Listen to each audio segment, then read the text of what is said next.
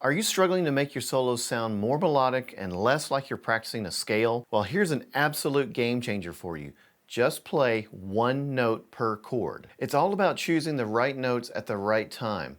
Let me show you how this works, and by the end of this lesson, you'll know exactly how to easily implement this into your playing. By the way, if you're just getting started with soloing, make sure to download my free beginner soloist handbook that I've put together. It's packed with all sorts of scales and arpeggios and reference materials so that you have it all in one place. The link is in the description below, and it includes what we're covering today. Now, when you hear someone playing a melodic solo, there's a good reason why it sounds so perfect. It's not typically luck. They are choosing the right notes at the right time. Now, if we're to choose the right notes at the right time, it doesn't make sense to use a giant scale or a giant arpeggio. We need to think smaller so we can focus on finding those right notes to begin with. And today we're going to get super focused by only playing one note per chord. First though, let's talk about chords and the notes they contain.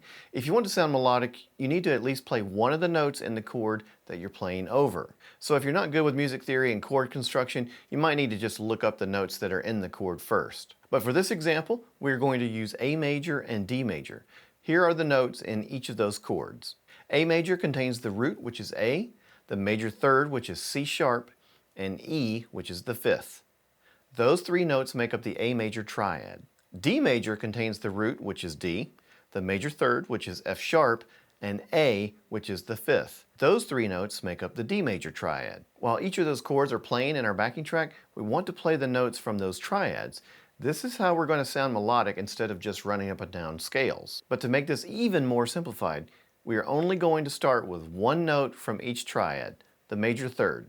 In the A chord, our major third is C sharp. In the D chord, our major third is F sharp. Those are the two notes we will target each time we hear the backing track switching to those chords.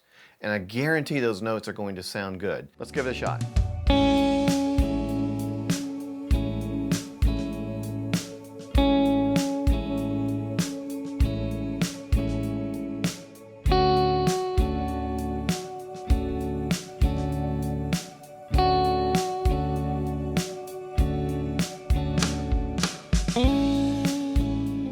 Now, as you can hear, that works. We're not getting overly creative with just one note per chord, but we are playing the right note at the right time, and that is incredibly important to sounding melodic. Now, this is something that's really overlooked by tons of players, and it's worth breaking it down to this level to understand the value of what we're doing. Now that I know where my two target notes are, though, let me show you an easy way to add some other notes. I'm not going to overcomplicate things by adding complete arpeggios. I'm going to simply look at our A major scale. Let me demonstrate. This is the A major 3-note per string scale that I'm going to look at.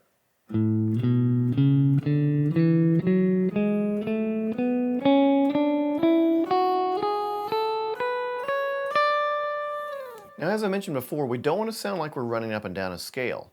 But now that we have our two target notes in mind, we're simply going to use our knowledge of this major scale to find some passing tones to get from target note to target note. We're going to add some additional color. And the beauty of this is we take our roadmap of the notes, the major scale, and use it to navigate the key of A major while knowing where we have to be for that next chord change. As Emperor Palpatine said, "It gives you focus." And let's face it, when we're soloing, we really need a couple of focal points to keep us listening to the music and not just rambling about a scale. So let me demonstrate using my two target notes, one from each chord, the major third from each chord, and then using the A major scale to simply choose some passing tones or extra color to get from point A to point B.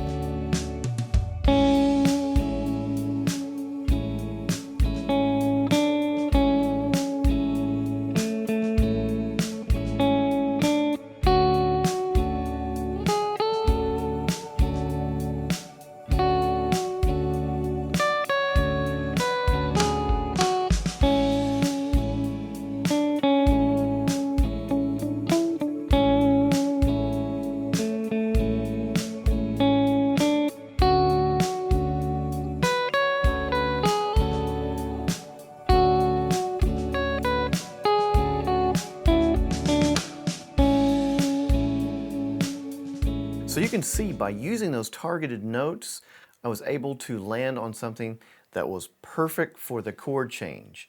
Landing on those thirds is a beautiful thing to target. Certainly not saying that's the greatest improvisation I've ever played, but it gave me a chance to anticipate the chord changes and think about and listen to the music better. Take this concept and use it with backing tracks you find where you can identify what the chords are.